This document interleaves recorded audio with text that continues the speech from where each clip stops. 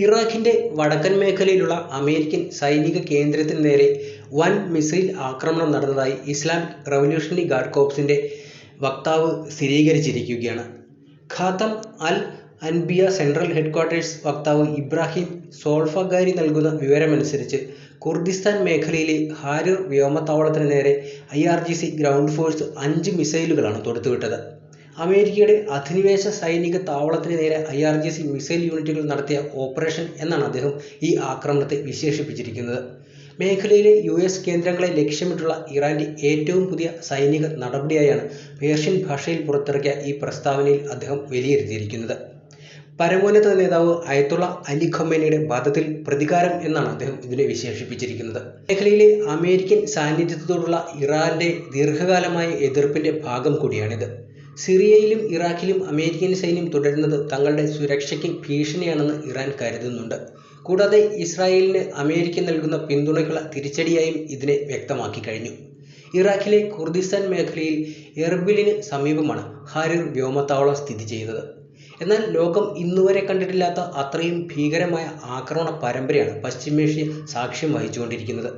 കഴിഞ്ഞ കുറച്ചു മണിക്കൂറുകളായി ഇസ്രായേലിലെയും അമേരിക്കയുടെയും തന്ത്രപ്രധാനമായ സൈനിക കേന്ദ്രങ്ങളെ ലക്ഷ്യമാക്കി ഇറാൻ തങ്ങളുടെ അത്യാധുനിക മിസൈലുകളും ഡ്രോണുകളും അഴിച്ചുവിട്ടിരിക്കുകയാണ്.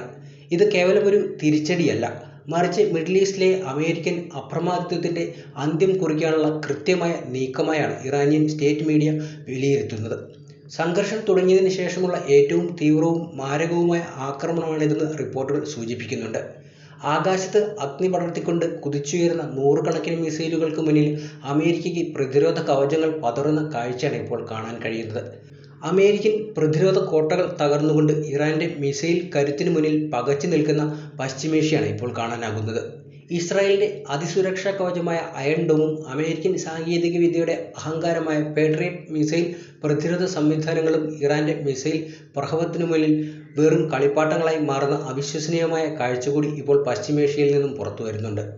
വർഷങ്ങളായി കോടിക്കണക്കിന് ഡോളറുകൾ ഒഴുക്കി അമേരിക്ക പടുത്തുയർത്തിയ സൈനിക സുരക്ഷാ വലയങ്ങളെ അപ്രസക്തമാക്കിക്കൊണ്ട് ഇറാന്റെ ഹൈപ്പർസോണിക് മിസൈലുകൾ ഇസ്രായേലിന്റെ ഹൃദയഭാഗത്തേക്ക് തുളച്ചു കയറുകയാണ്. മിസൈലുകൾ അതിർത്തി കടന്നു വരുന്നത് തിരിച്ചറിഞ്ഞ നിമിഷം തന്നെ ഇസ്രായേൽ ജനതയോട് ബങ്കറുകളിലേക്ക് പലായനം ചെയ്യാൻ ഭരണകൂടം ഉത്തരവിട്ടത് ഇറാന്റെ പ്രഹരശേഷിയെക്കുറിച്ച് അവർക്കുള്ള ഭയത്തിന്റെ ആഴവും വെളിപ്പെടുത്തുന്നുണ്ട്. അത്യാധുനിക റഡാറുകളെയും ഇന്റർസെപ്റ്റർ മിസൈലുകളെയും കണ്ണുവെട്ടിക്കാൻ ശേഷിയുള്ള ചടുലമായ നീക്കങ്ങളിലൂടെ ഇറാൻ തങ്ങളുടെ സൈനിക കരുത്ത് ലോകത്തിനു മുന്നിൽ ഒരിക്കൽ കൂടി വിളിച്ചോതിക്കൊണ്ടിരിക്കുകയാണ്. എന്നാൽ ഈ സംഘർഷത്തിന്റെ ഏറ്റവും ഭീകരമായ വശം അമേരിക്കയുടെ പശ്ചിമേഷ്യയിലെ കരുത്തായ 5ാം കപ്പൽപ്പടയുടെ ആസ്ഥാനമായ ബഹ്റൈനിൽ മുഴങ്ങിയ അപായ സൈറനുകളാണ്. അമേരിക്കൻ നാവികസേനയുടെ ആധിപത്യം ഉറപ്പിക്കുന്ന ഈ തന്ത്രപ്രധാന കേന്ദ്രം പോലും ഇറാന്റെ ദൂരപരിധിയിലാണെന്ന യാഥാർത്ഥ്യം അമേരിക്കയെ അക്ഷരാർത്ഥത്തിൽ പരിഭ്രാന്തിയിലാഴ്ത്തി കഴിഞ്ഞു. വിമാനവാഹിനി കപ്പലുകളും ഡിസ്ട്രോയറുകളും അണിനിരത്തി മിഡിൽ ഈസ്റ്റിൽ ഭരണം നടത്തുന്ന അമേരിക്കയ്ക്ക് സ്വന്തം ആസ്ഥാനത്തെ പോലും സുരക്ഷിതമാക്കാൻ കഴിയാത്ത അവസ്ഥയാണ് ഇന്നുള്ളത്.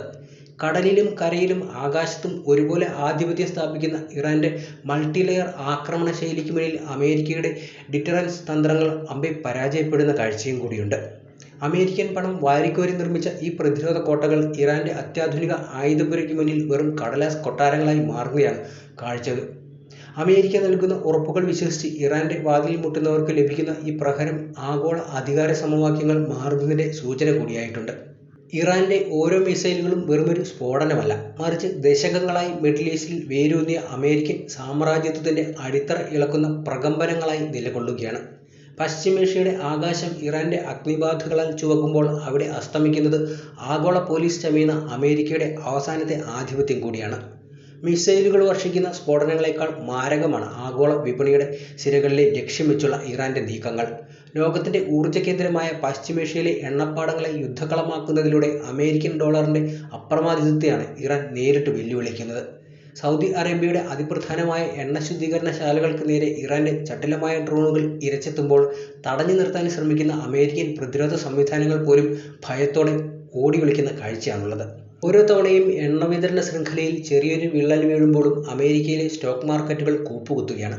ഇന്ധനവിലയിലെ അസ്ഥിരത അമേരിക്കയിലെ സാധാരണക്കാരൻ്റെ ജീവിതത്തെ ശ്വാസം മുട്ടിക്കുമ്പോൾ ദശകങ്ങളായി ഈ പ്രദേശം അടക്കി ഭരിച്ച സൂപ്പർ പവർ എന്ന അമേരിക്കൻ പദവി ചോദ്യം ചെയ്യപ്പെടുക കൂടി ചെയ്യുന്നുണ്ട്.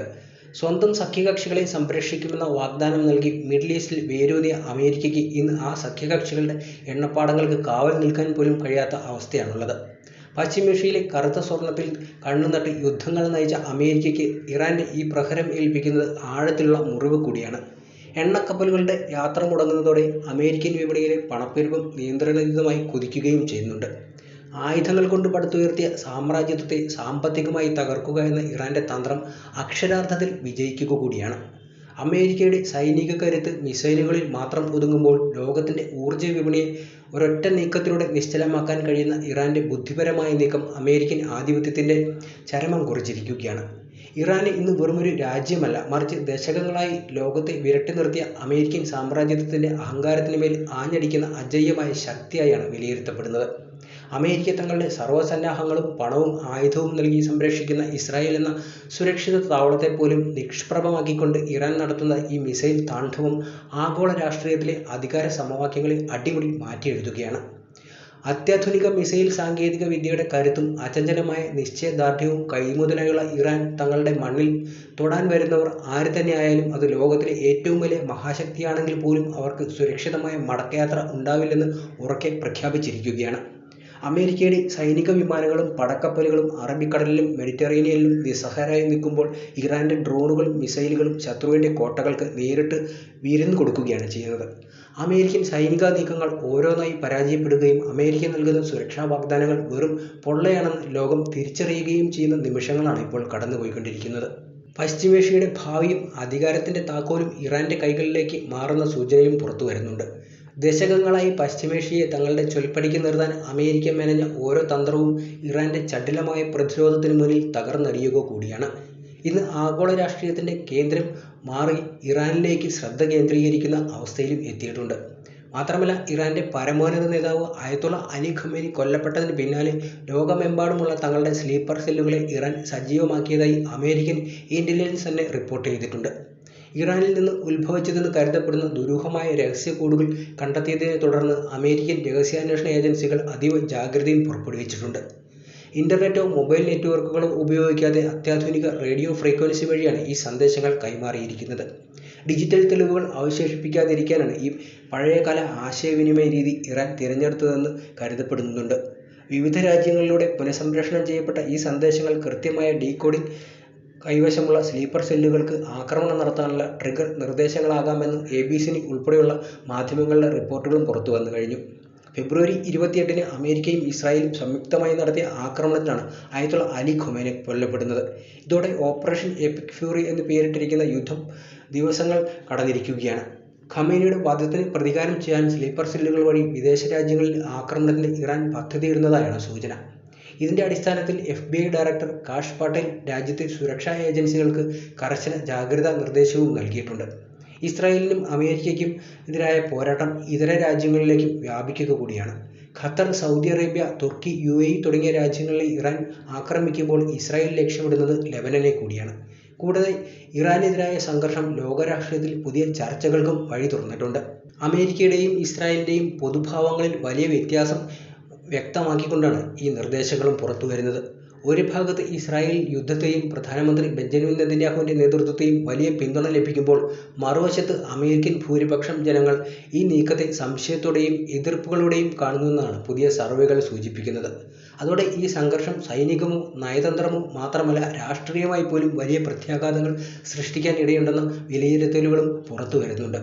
ഫെബ്രുവരി 28-ന് അമേരിക്കയും ഇസ്രായേലും ഇറാനെതിരെ നടത്തിയ ആക്രമണത്തിന് പിന്നാലെ വ്യക്തമായ ലക്ഷ്യങ്ങളോ തന്ത്രങ്ങളോ ഇല്ലാതെ യുദ്ധത്തിലേക്ക് കടന്നുവെന്നാരോപിച്ച് പ്രസിഡന്റ് ഡൊണാൾഡ് ട്രംപ് വിമർശനങ്ങൾ നേരിട്ടുകൊണ്ടിരിക്കുകയാണ്. ചില വിമർശകർ പറയുന്നത് പ്രകാരം ഇസ്രായേൽ പ്രധാനമന്ത്രി ബെഞ്ചമിൻ നെതന്യാഹുവിന്റെ സമ്മർദ്ദം മൂലമാണ് ട്രംപ് ഈ സംഘർഷത്തിലേക്ക് കടന്നതെന്നാണ്. എന്നാൽ ഇസ്രായേലിൽ നെതന്യാഹുവിന്റെ നേതൃത്വത്തെക്കുറിച്ചുള്ള പൊതുഭാവം ഇതിന് തികച്ചും വിപരീതമാണ്. ഇസ്രായേൽ ഡെമോക്രസി ഇൻസ്റ്റിറ്റ്യൂട്ടിലെ Viterbi family center for public opinion and policy research നടത്തിയ സർവേ പ്രകാരം ഇസ്രായേലിലെ 82% ആളുകളും ഇറാനെതിരായ സംഘർഷത്തെ പിന്തുണയ്ക്കുന്നു എന്നുള്ളതാണ്. കൂടാതെ 74% പേർ നെതന്യാഹു ഈ പ്രതിസന്ധി കൈകാര്യം ചെയ്യുന്ന രീതിയിൽ വിശ്വാസവും പ്രകടിപ്പിച്ചിട്ടുണ്ട്. മധ്യവാദികളാകട്ടെ 62%, വലതുപക്ഷക്കാരിൽ 85% നെതന്യാഹുവിന് ശക്തമായ എതിർപ്പും പ്രകടിപ്പിക്കുന്നുണ്ട്. ഇതിനോട് വിപരീതമായി അമേരിക്കയിലെ പൊതുഭാവവും വ്യത്യസ്തമാണ്. NPR, PBS ന്യൂസ്, മാരിറ്റ് സർവേ പ്രകാരം 56% അമേരിക്കൻ സംഘർഷത്തെ എതിർക്കുകയും 55% പേർ ട്രംപ് ഈ പ്രതിസന്ധി കൈകാര്യം ചെയ്ത രീതിയെ നിരസിക്കുന്നുവെന്നും കണ്ടെത്തിയിട്ടുണ്ട്. എങ്കിലും ട്രംപിന്റെ പ്രധാന രാഷ്ട്രീയ അടിത്തറയായ റിപ്പബ്ലിക്കൻ പാർട്ടിക്കുള്ളിൽ ശക്തമായ പിന്തുണയും ലഭിക്കുന്നുണ്ടെന്നാണ് റിപ്പോർട്ട്. റിപ്പബ്ലിക്കന്മാരിൽ 84% പേർ ഈ നീക്കത്തെ പിന്തുണയ്ക്കുന്നതായി സർവേ വ്യക്തമാക്കുന്നുണ്ട്. എന്നാൽ തിരഞ്ഞെടുപ്പുകളിൽ നിർണായക സ്വാധീനം ചെലുത്തുന്ന സ്വതന്ത്ര വോട്ടർമാരിൽ ഭൂരിപക്ഷവും ഈ സംഘർഷത്തെ എതിർക്കുകയാണ് ചെയ്യുന്നത്. സർവേ പ്രകാരം സ്വതന്ത്രരിൽ 61% പേർ ഇതിനെ എതിർക്കുമ്പോൾ 38% പേർ മാത്രമാണ് പിന്തുണ നൽകുന്നത്. ഇടക്കാല തെരഞ്ഞെടുപ്പ് അടുത്തിരിക്കെ സ്വതന്ത്ര വോട്ടർമാരുടെ ഈ നിലപാട് ട്രംപിന് രാഷ്ട്രീയമായി തിരിച്ചടിയാകും എന്ന വിലയിരുത്തലുകൾ പുറത്തു വരുന്നുണ്ട്. സംഘർഷത്തിന്റെ സാമ്പത്തിക പ്രത്യാഘാതങ്ങളും അമേരിക്കയിൽ ആശങ്ക ഉയർത്തിയിട്ടുണ്ട്. യുദ്ധാവസ്ഥയെ തുടർന്ന് ഊർജ്ജച്ചെലവുകൾ ഉയരാൻ സാധ്യതയുണ്ടെന്നാണ് വിദഗ്ധർ മുന്നറിയിപ്പ് നൽകിയിരിക്കുന്നത്. 2022 ശേഷം ആദ്യമായി അസംസ്കൃത എണ്ണവില ഇതിനകം $150 കടന്നിരിക്കുകയാണ്. വരും ദിവസങ്ങളിൽ ഇനിയും ഉയരുമെന്നാണ് വിലയിരുത്തപ്പെടുന്നത്. ദൈനംദിന ചെലവുകൾ കുറയ്ക്കുമെന്നും തൊഴിൽ വർദ്ധിപ്പിക്കുമെന്നും വാഗ്ദാനം ചെയ്ത് പ്രചാരണം നടത്തിയ ട്രംപിന് ഈ സാമ്പത്തിക സമ്മർദ്ദങ്ങൾ വലിയ വെല്ലുവിളിയായി മാറിയിട്ടുണ്ട്. പ്രത്യേകിച്ച് നിർമ്മാണ മേഖലയിൽ തൊഴിൽ കണക്കുകൾ ദുർബലമായ സാഹചര്യത്തിൽ ഊർജ്ജവില ഉയരുകയും ജീവിത ചെലവ് വർദ്ധിക്കുകയും ചെയ്താൽ അത് ഇടക്കാല തിരഞ്ഞെടുപ്പിൽ ട്രംപിന്റെ സാധ്യതകളെ ബാധിക്കാമെന്നാണ് വിലയിരുത്തൽ. അവസാനം ഇറാനെ ചുറ്റിപ്പറ്റിയുള്ള ഈ സംഘർഷം സൈനിക രംഗത്ത് മാത്രമല്ല രാഷ്ട്രീയത്തിലും സാമ്പത്തിക രംഗത്തും വലിയ ചലനങ്ങൾ സൃഷ്ടിക്കുന്നതായാണ് ഇപ്പോൾ കാണുന്നത്. ഇസ്രായേലിൽ ശക്തമായ പിന്തുണ ലഭിക്കുമ്പോൾ അമേരിക്കയിൽ ഉയർന്ന എതിർപ്പിന്റെ ശബ്ദം അടുത്ത തിരഞ്ഞെടുപ്പുകളുടെ രാഷ്ട്രീയ ഗതിയെ തന്നെ നിർണ്ണയിക്കുമെന്നാണ് വിലയിരുത്തപ്പെടുന്നത്.